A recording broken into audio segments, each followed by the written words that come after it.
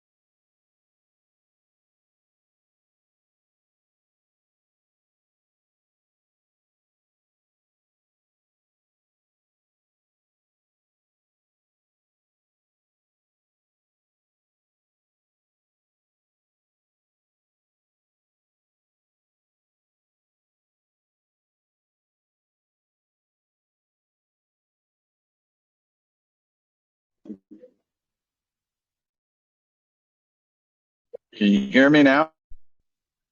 There we go. I think that's good. Excellent. Thank you very much, everyone. I hope everyone's had a good week. I have some interesting updates. Um, we are doing compilation. If it's not up right now, it should be up in short, in probably within the next couple of hours or before the day ends. We have updated the users app, and I'm going to verify right now. It's up. It's been published onto the App Store because here, checking right now.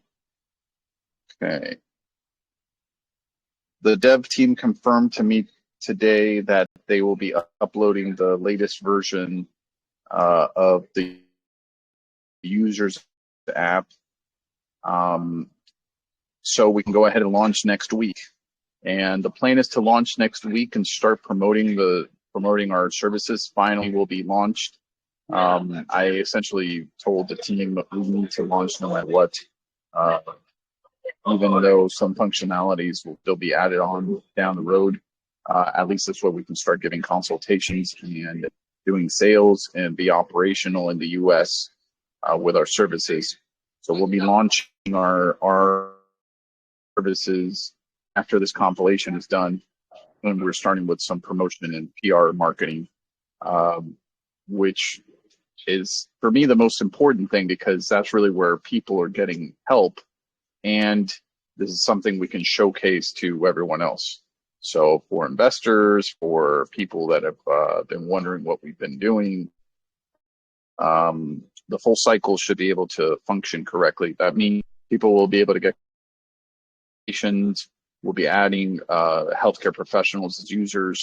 We'll be adding vendors, and we'll be adding users. And we'll have the first set of PR marketing to go out.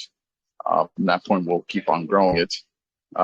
It was either that or going and doing a much larger launch with a much larger PR marketing campaign. But since we've been waiting to do our filing, we know now that we've submitted everything to the auditor. we have our legal opinion done, and we have everything ready to be filed. And our legal team told us that we would have it filed by Tuesday at the latest. So that's really good news as well. Once that's done, we have the apps ready to launch. We'll be launched either way, just business as usual. In our filing, it says that from month 1 to month 3, we have to, we planned on doing our launch. And really, if we end up doing it, let's say a few days before we do the filing, it shouldn't be that problematic. It's a bit choppy. Let's see, maybe my headphones. Can you hear me well there? If you guys can hear me well, should be fine. Let me. There's some cars passing by here, but just 1 second.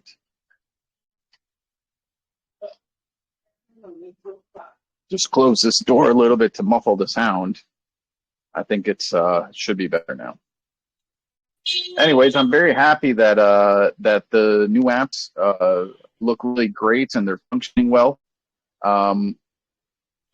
You know, I've been pushing to complete, not, you know, they're always ongoing work, but at least have the certain functionalities complete that I really wanted to have on our services and on the apps. But it's better to just launch them, get users in, and not delay it anymore. So even if we change something down the road, the filing on the next, we'll update. We have to update the filing after we do this one. So any changes, we can add them on afterwards. And I think it'll be great for everyone to see the services working and try them out.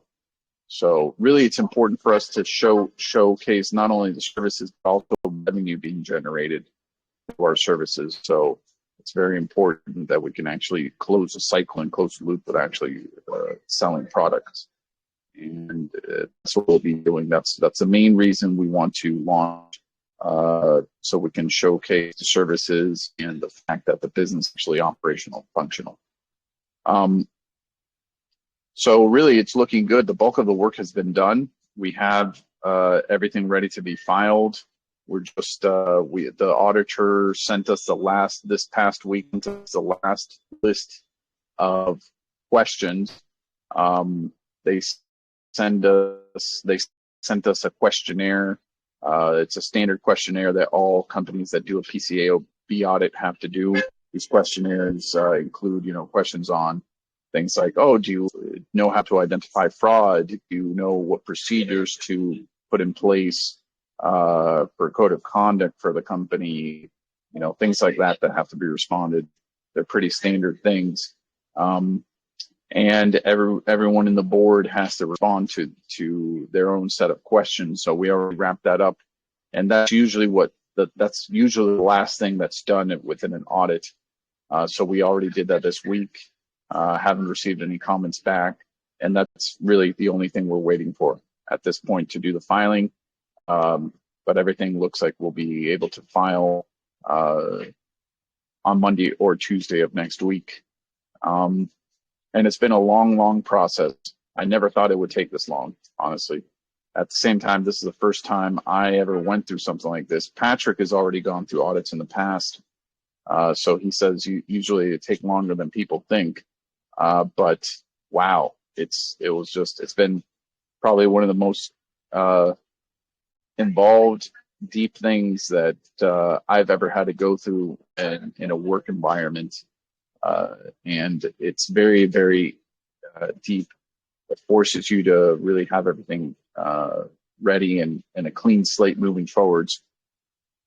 And it's just, in that sense, a very positive aspect to have this done. So we'll be able to manage everything moving forwards very well, and we'll have our budgeting done correctly, we'll do our quarterly reporting, everything has really been structured to move forwards that way, which I'm very happy to be doing this way, and using the proceeds from the money that we've raised to grow the company and achieve the mission of the company as fast as possible. I think really more than ever, because of what we've gone through in regards to the audit and structuring the company to become a public company, because of these reasons, it's really been healthy for the company to go through this. It's kind of like a deep dive into every minute aspect of what we're doing and how we plan on doing it, and leaving no stone unturned, and ensuring that anything of the any one of the any of the aspects that we're talking about are achievable, that we have all our risk factors outlined well, and that we proceed to hiring the necessary people that we need to hire, and do this in a public setting. Sorry, I had a recent cough these days. It's been raining in New York. Some days it's rained, some days it doesn't. It's humid. Kind of the weather's been a little bit weird, but I just had a little cough. I see Sandra was asking, is it a full launch all states? Yes, it is actually. The way we designed our services allows us to do a nationwide launch. It doesn't mean that everyone will have instant access to doctors in every state, but they will be able to download the apps and use our services. And as we ramp up in users on the healthcare side, we have an initial group of doctors that are starting. Are some gaps? Sorry. There are gaps with some of the states. We have very few doctors in some states, but it's only a matter of time before we sign them up with the campaigns that we're doing. So the cool thing is, besides us, there's never been anything like this in the U.S. that I've seen or that currently exists. It's a dream come true in that sense. And, you know, if everyone can see the apps on the App Store right now, once we launch them with this new update we're doing to them, they'll be both English, Spanish, and they'll have the full functionalities of consultations, doctors, psychologists, and veterinarians, and product sales. And like any marketplace, we're starting off with just a catalog of prescription products and some over-the-counter products, but that will be growing over time. And that's the idea, that we keep on adding more and more products to the marketplace, that we keep on adding more healthcare professionals, and that we keep on serving more and more patients for whatever they need.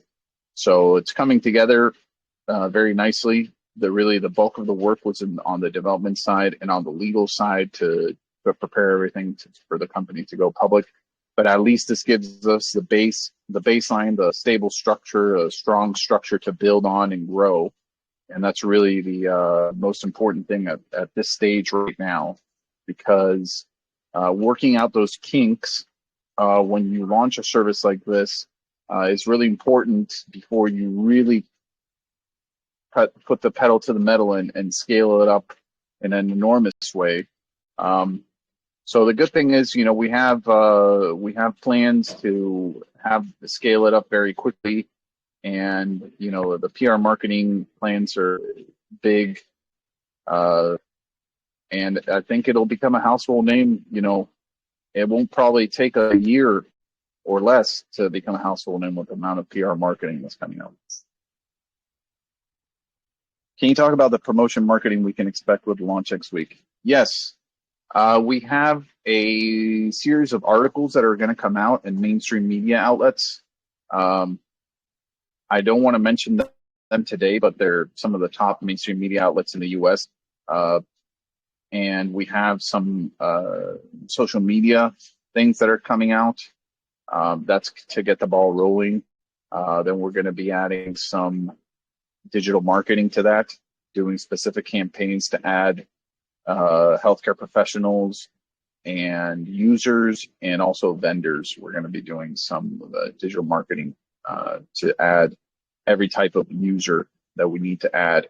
It's kind of like a chicken and egg problem. You have to have enough healthcare professionals to serve the patients, but you also have to have good patient flow coming in. So it's important. But really, at some point there will be a moment where we'll reach critical mass on each one of the apps.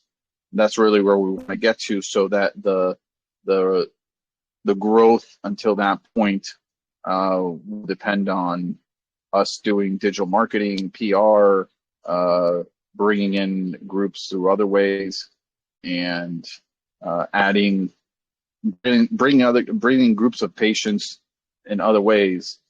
We've been talking to organizations that are, I would say, semi-government, or I wouldn't consider them government, but for example, I recently spoke to people that are from one of these Native American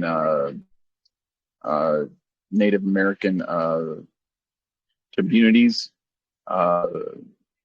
nations, one of the Native American nations in the U.S., and they think it's very, very beneficial for their members to have our services with special discounts on pricing and special discounts on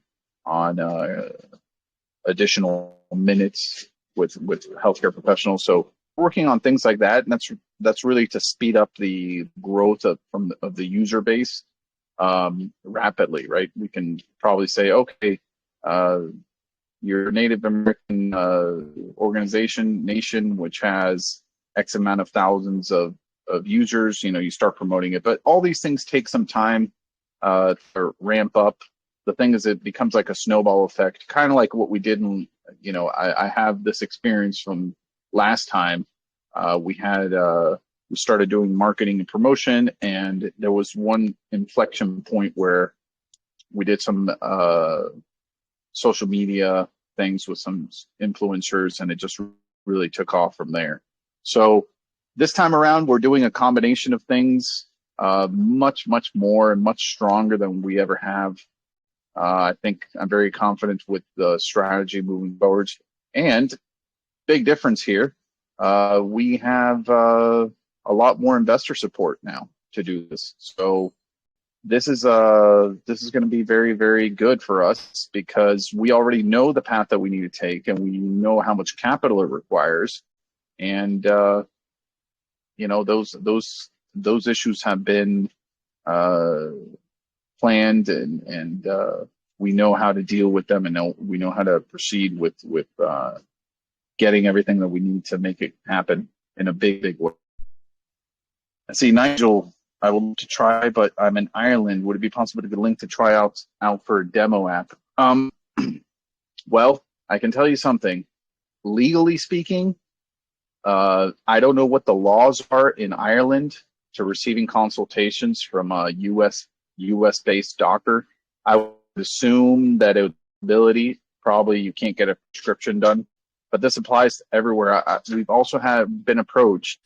I've mentioned this in other AMAs in the past. We were dealing with people from Vietnam, and in Vietnam and in Asia, there's a lot of demand for US doctors to give consultations to their populations. And so it's something that just recently I spoke about with, again, and there's no real regulatory restriction in Vietnam and other countries to get consultations or second opinions from US-based doctors. So Nigel, what you could do is, you could potentially use a VPN. It's done that way. I mean, I'm not going to condone that, because like I said, I don't know the legalities of giving consultations, but our services detect your IP, and if you're based in the US, it will redirect you to a US-based doctor.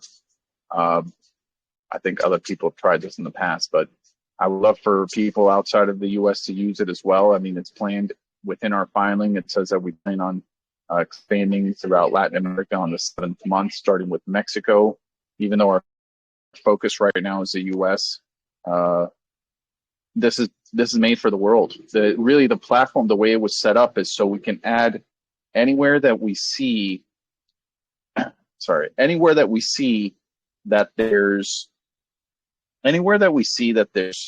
the potential to add users under our platform, we will push to launch there. So really, it's dependent on users. It's not since the way we set things up, it's not like the doctors are always hired by Doc.com.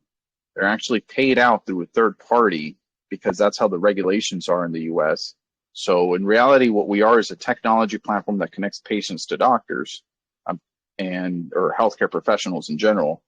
That's from a technological standpoint, really, that's how we function. So our tech can be used in Ireland or any other country as long as we can start getting users there.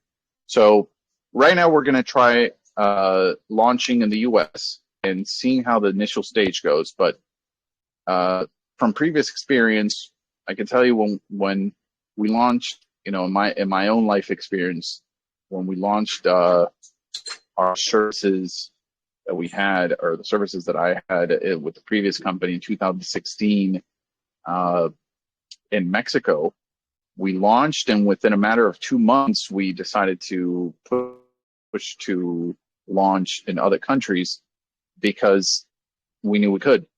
Activating new regions is a quick thing. That you can launch them and that the users will come in under the same premise as they would in the US, which is the idea here.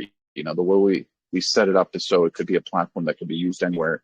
If you're a doctor in any part of Europe or the US or Mexico or Asia, Middle East, Africa, anywhere, you could download the app, become a member, sign up, give consultations to your local region.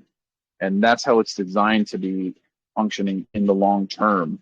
Right now, we have a geo-fenced into the US, and that's what's been our focus right now, particularly also because we are a US company. We're taking the company public in the US, but that is the plan. So hopefully you'll be able to try it out relatively soon, but we will know within the next 30 days, 60 days, 1 to 2 months right now with the results from our launch. We will know how that will pan out, and I'll be updating people on the AMAs as I have been. Let's see, Sandra, everything that works with Quintin. Yes, I mean, nothing concrete yet, but I did review their proposal, Quintin's proposal, which is actually very interesting. How they found out we could promote our blockchain component and also promote MTC through the LifeChain Foundation. And it looks like a very viable option for us. So I told Quintin and her team that we would be putting into the plans to review this, and we have an update sometime next week once we get this part done. So it's definitely something that it's a unique aspect of how to execute this type of promotion. There's lots of restrictions with anything that's crypto related for good reason. I mean, we've seen so many crazy things happen in the space. But the good thing is that there's always workarounds, and I think in our case, but in particular, which is something I was actually talking about with Quintin, what's most important for me, and I think it's the most important thing for the company, is that we showcase our services. I mean, we actually want to show utility with MTC. We want there to be something that has intrinsic value that's to Doc.com. That's really what we have to showcase. And so that's how it's planned to be done. I mean, the LifeChain Foundation's mission will be to increase hash rate and to decentralize healthcare data. That's how it was set. And so, the real utility will start with Doc.com. And that's what we're doing. So I think for Quintin, for anything that we do that's related to promoting MTC, we have to use a baseline of the utility that's being created by the use of the services. Otherwise, it's just like any of the cryptocurrencies that are out there that really don't do anything. We don't want to be that. We've never wanted to be that. It's always been all the work that's been put in has always been to focus on achieving the mission, and it's been years of work and ups and downs and everything. But I mean, we've built a lot, and we acquired a lot of knowledge and experience. So utility is key. It's definitely key. Even if we show minimal but right utility, it will still have more value in that sense than other comparable coins out in their space. So one thing I do want to clarify, and I kind of find myself sometimes speaking a little bit kind of carefully, but it's very important to understand that what we're doing now is to build a service that achieves the mission of providing free basic healthcare, and it's also a good business, and that's what Donk.com is. Donk.com is its own company. It's very important because sometimes people think after everything that happened, it's very important that everyone understands it. So Donk.com, the company, is hashing all the consultations, hashing all the product sales, and is doing that through the LifeChain Foundation. And that is done because we do not want to run into any regulatory issues. We want to be transparent and grow as a public company. And it's important for everyone to understand that. Now, that means that there is utility shown to MTC, and the work the LifeChain Foundation will show hashes will be clear evidence of utility with MTC, but it doesn't mean that it's exclusive to Donk.com. Other companies can do it, and I actually want other companies to hash other aspects of healthcare. We already have, there's been talks basically with a couple of organizations that wanted to upload some of their certificates and hash them on the blockchain just to have like a public record and differentiate themselves. Because really it's not even that expensive of a undertaking, and it does put, in my opinion, it puts organizations or companies ahead of the game in regards to the kind of backbone of transparency and that you can have, especially in healthcare. It's never a bad thing to be more transparent. It's never a bad thing to do things in a more public way with blockchain hashes and things like that. So and it's also important that the LifeChain Foundation ends up having multiple clients that uses hashing services for different aspects and does fulfill the mission of decentralized healthcare data, which seems like a simple thing, but it's quite an interesting thing to run. Or decentralized aspects. I mean, you could run potentially a lot of the features of digital consultations and product sales. You could potentially run them in a decentralized format. You could do the payments decentralized, or you could actually have doctors give consultations in a decentralized way.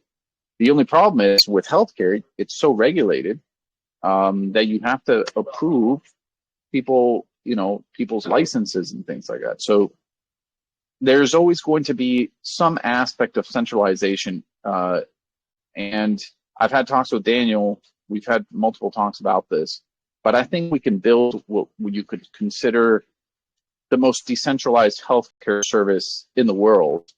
And that really would benefit humanity greatly, I think. It doesn't matter where you're from, you would have access to healthcare professionals. That's really the ultimate dream. That's what we're working towards. And I do think it's very possible. Why do I think it's possible? Because it's not really a matter of technology. Technology is there for us to do this. It's not even the barrier is not really regulation. Regulation is a pain in the butt when there's so many of them, but it's not a barrier. It's really about having enough capital to build it and having the will to build something like this that lasts, for generations to come.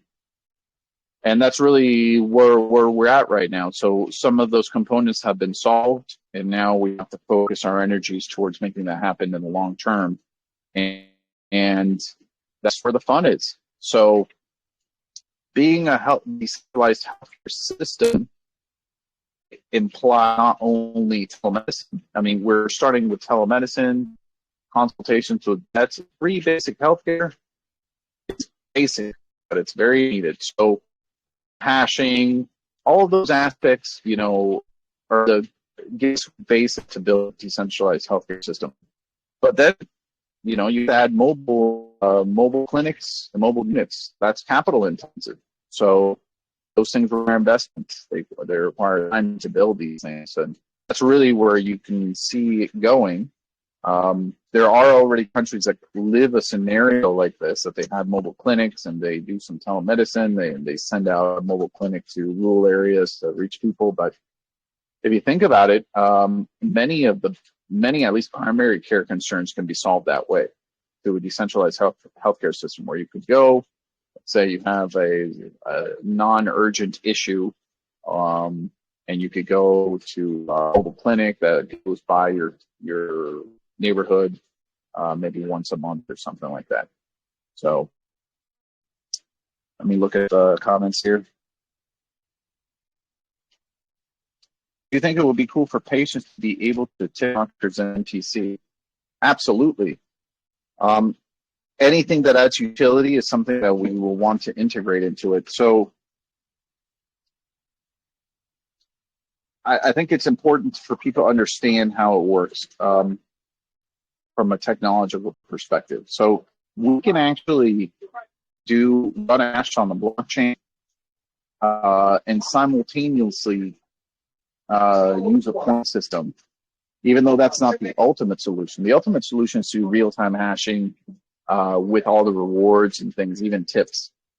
So there's an actual transaction on the blockchain if you tip someone. But because of the difficulties of doing any transaction on the blockchain, usually with systems like this, it works like a centralized exchange in that sense, or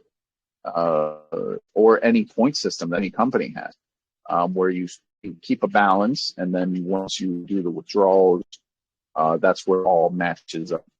So MTC should be able to be used for anything that pertains to benefiting people's health, including tipping doctors, including being able to pay for your medications or medical devices, anything that relates to healthcare. And it should be considered a dual purpose tool, not only a reward system, but also something that's linked to the data that's being transacted and gives it intrinsic value because it's obligated to be used within the doc.com system or for storage of data on the blockchain. How does the LifeChain protect user privacy? Zsnarks, ZK Snarks. That's one option. Really, the challenge with the LifeChain is doing decentralized data storage. It's not really a problem of privacy, because whatever you hash on the blockchain is publicly viewable on the blockchain. So you have to have encrypted data going to servers, split up amongst servers, and then in parallel to that, hashed on a blockchain. You can use zero knowledge proofs for aspects of that. When I first learned of zero knowledge proofs back in 2018, think it was 2018 when I first learned of zero knowledge proofs. I actually read one of Vitalik's essays on it, and I thought, wow, this is perfect for .com. I mean, I really thought it was the perfect solution because you can create the blockchain and still know that whatever information is saved in it is valid even though you view the information. And that unique aspect of zero knowledge proofs is fascinating to me. I mean, it literally applies directly to what we're doing. So I actually had multiple talks with different people about it back then, and it's definitely going to be one of the components, I think. But there's other ways of going about it. If you decentralize data, you're essentially doing something like a torrent system. And a torrent system splits up files amongst users, and then you have the seeders that are seeding the information and the leechers who are pulling it, and then the software compiles it together in your computer. We can't have that the same exact way in healthcare. There has to be another layer of security because you can't have that same file shared so many times. People will argue about this. It's really more of a kind of brainstorm that has to be done to find the exact solution, or there's different ways of going about it. But zero knowledge proofs make sense to do it in. But we still have the limitations of running hashes and the usability and the usability of patient users using it on an app. You know, there has to be solutions that's very simple to be done, to be executed by the users. And that may not always be the best thing, because I can tell you, even to this day, we're in 2023 now, and my mother still has difficulty doing a transaction on the blockchain, even using MetaMask. Even it's still more convoluted than anything else. Storing things on a ledger, they're still not as user-friendly as most people would think.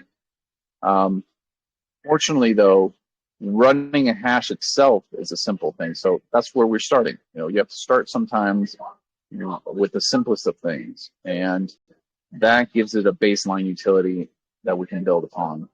But there's lots of different cool things, and Daniel talked about this. All possibilities. Down the road, the ultimate goal is to have an amazing decentralized healthcare system, and something that really functions kind of autonomously, ultimately,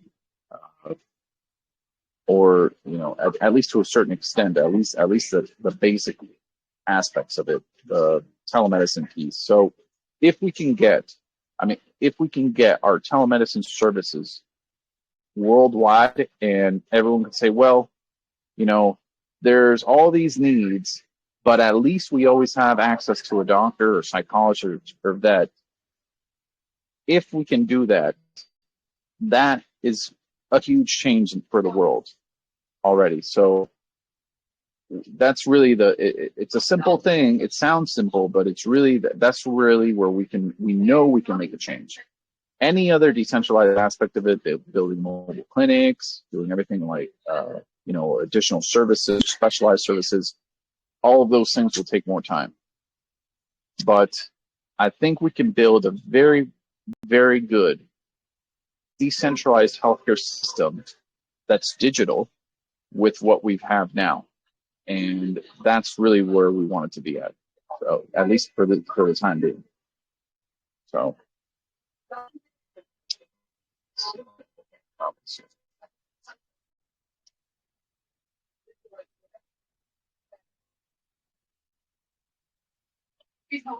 I'm looking at your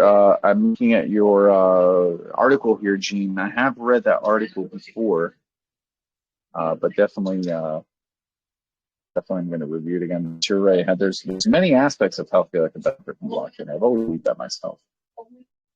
Actually, some of the things that are in this article, I had actually mentioned way before these articles came out. sometimes I'm reading them, I'm like, oh, they probably got that from one of my AMAs. It's not that. It's not the brag. Maybe not, but there's a lot of information in the ether. A lot of people get. But we do this, Sam. Patient doesn't use his free visit for 4 to 5 months. That allowance builds up. He gets infection in month 5. He uses unused allowance and towards prescription of who pays it. Yes.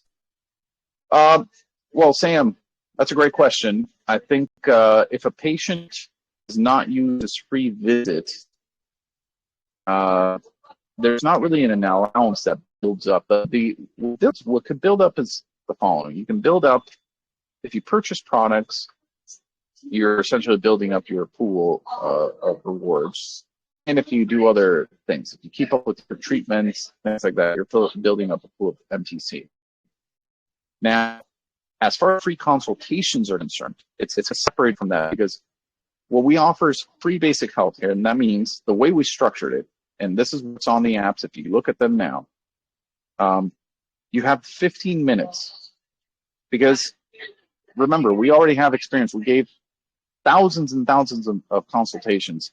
You have 15 minutes. Those 15 minutes is more than enough to resolve basic necessities in healthcare, to either guide you to the right direction of what you need to do, to get a prescription for something, to talk about an issue so you know what to do next. Those are those 50 minutes. Now, if you need additional time, you can purchase additional time, which in that case, you could, if you had MTC, you could put it towards additional time as well. So the other benefit, and something that I've talked about in the past too with the blockchain component, is we want people to be able to transfer MTC. So let's say your mother has an issue, but you and your brother and your sister were, are healthy, and then something happens to your mom, you could actually move those MTCs from you, your brother, and your sister to your mom to pay for whatever service she may need. So that's the way I think it should be. That's because it's the nature of families, and families help each other out when it comes to healthcare situations. Usually, when you're in a healthcare situation, crisis, whatever it may be, it's usually your family that takes on that role of helping out. So I think that as a family, or even friends and family, it could work out to be something very helpful for people. So that's how the plan is. But I think when you say, Sam, if an allowance builds up, it's just to have clarity there in how you could build how you could build your holdings of MTC. That would be through the reward system.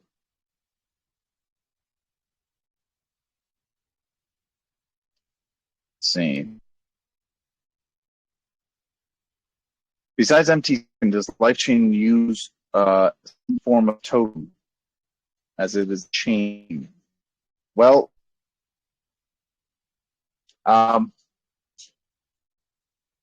no.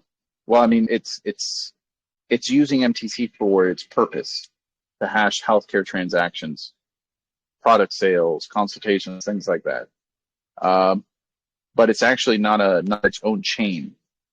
So it's like I've mentioned in the past, we plan on doing this as a subnet on Avalanche, which is a fork in a chain, but it does require AVAX to operate, even though you can have the transactions and MTC transacted on there. So if you were to consider that scenario, then yes, it would need to AVAX would need to be used for the operation of MTC in the LifeChain. Let's see, will there be any progress on LifeChain website MTC Fiat? Yes, there will be. I mean, I know I promised that it would come out soon. It's pretty much ready to go. The only thing is we had to wait for some of these structural corporate things to be done first. So as soon as that's done, the LifeChain's website will come up, and it should be soon after the filing. So that's the case with the light chain. When can we get some DoCACon bumper stickers? Actually, we have a whole bunch of merch that we want to produce. Tanya already has that on the list of things to get done. We have some sweatpants, shirts, different colors, some hats, some stickers that we look into. And we were actually creating with an artist, we were creating like a module for a home where you could just press a button and it would connect you directly instead of having to do it through the app. So there's things like that we're working on, but there's really, it's important to focus on the short-term objectives right now, which is the launch. There's many things to come, and as we grow, we'll just keep on adding more cool things. Let's see, family plan type thing, family and friends plan, yeah. So those things are already in the plans. Actually, they're just additional functionalities. So if you look at how we've had family plans in the past with the previous company, the previous builds. There was a family plan, so that's going to be extended to and done in a much larger way this time around. So, but the cool thing is, all these things that I'm talking about, they're very viable to do, and we can just add them as functionalities of the. We can add them as functionalities. So, adding a family plan will only take a revision. It could be something that can be added very quickly. In other aspects of our services, even adding specialized services is not really that more difficult, because the baseline, the base build, all the stuff that we had to do to make sure that everything functions and is scalable, that was done. That's what we're launching now. So adding additional things, whatever suggestions the community has or things like that. I mean, this is why we have this feedback loop, so we can add suggestions that people want. Yeah, the home system is a cool thing. I've always dreamt of having something that can actually compare prescriptions on the fly, even though it'd be pretty hard to push that through regulators, but I still think that'd be worthwhile to do. I mean, imagine something where you could have a consultation with your doctor, and he or she could say, oh, you need this medication, and it could be a certain way produced there, or maybe delivered to you. Delivery is not an issue. That's what we're doing now, but produced, and you can have a little module there where it could measure aspects of your health. Now, there's many companies out there doing wearable devices now. They're generating proprietary data, and they say that they're building this AI and that AI, but I know from experience, getting enough users, critical mass to make that happen, to do a sophisticated AI, that takes time. And I think we have a really strong shot, especially how we're doing things now and taking the company public, to be the household item that people have. You sign up, if you become, if you use a service X amount of times, or you make, if you purchase your medications through us or your over-the-counter products through us, at some point you would qualify to get one of these units in your home, where you could just walk up and press a button, and it would put you in queue. You could connect without having to do it with your phone. Now, some people may say that's redundant, but I still think that psychologically it's nice to have something there, because it reminds you of your health. Sometimes people put little notes and things just so they get reminded that they have to do something, and that's a power of art. It's a power of having objects, in the real world. So, and manufacturing itself, devices are becoming even more one of the key innovations in healthcare.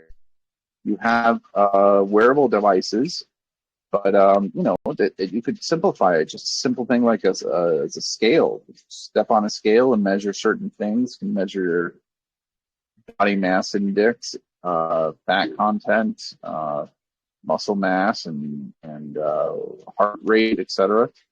And that could time variously with all the stuff that you can already phone. So, we're going to be living in these next probably 5 to 20 years, or just moving on, a big revolution in healthcare. I mean, I say this from the heart. I mean, I've felt and known this for years. I mean, we're living this digital revolution. Healthcare is still behind in many aspects, and this is why I've always pushed so hard. I thought this is where the world can be transformed. This is where people's lives can be transformed dramatically.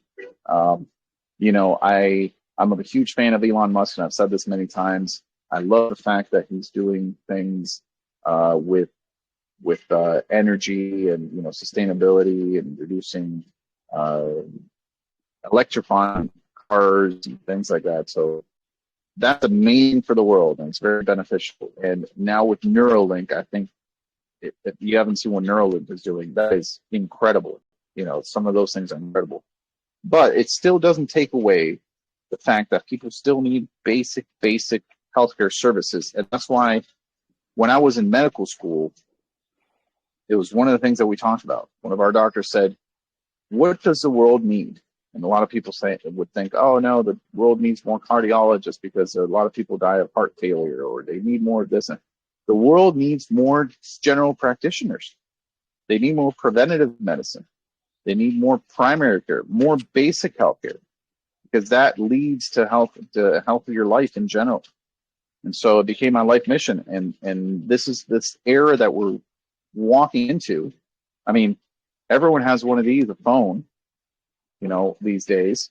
And then the next step on that is to add devices. So devices will add more data, to improve the whole healthcare experience. But the reality is that it doesn't take away from the enormous global need for basic healthcare services. I mean, right now, and we've lived this in the past, and I know many of you that are here have seen this and lived it in the past. If you can recall, when our services were being run through TracFone, many people used the services. Some of you tried it. When have you seen a service like that? And there still is not one like that right now, which is incredible in the U.S. I mean, there's not a service where you can just pick up, press a button, and get connected to someone. Unless you're wealthy or privileged in some way, most people don't have that access, or it's costly. And I just think that it's incredible that we have the opportunity to do this, and we have such a great brand to do it with. But it takes the will, and it takes people to really, and we have a great team, people doing it, helping us do it. So it is something that I'm very proud of, and it's been a struggle, but like anything that's valuable, it always takes hard work.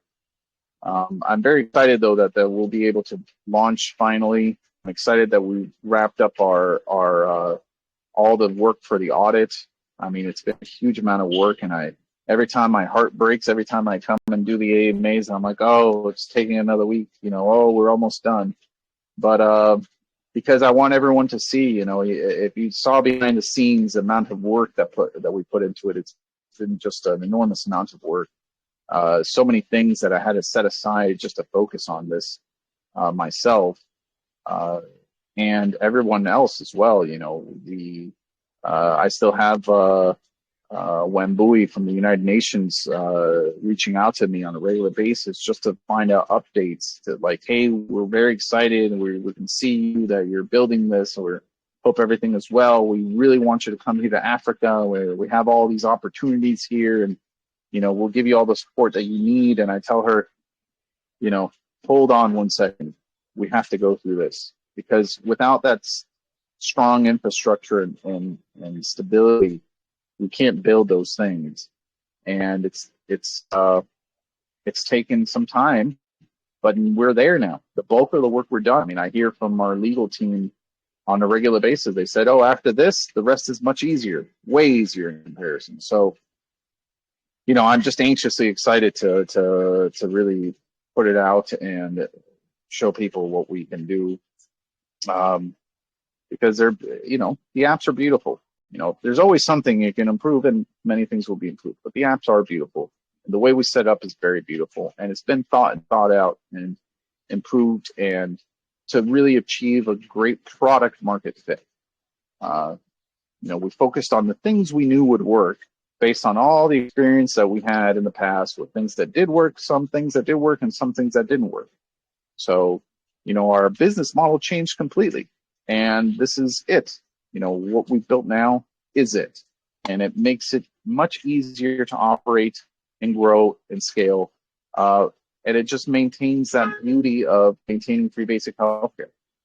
So, monetizing data, for example, is a very complex thing, and not as big as anything related to product sales, pharmaceuticals in general, and over-the-counter products. And that was a big switch, but we knew that that's the path we should take with all the experience.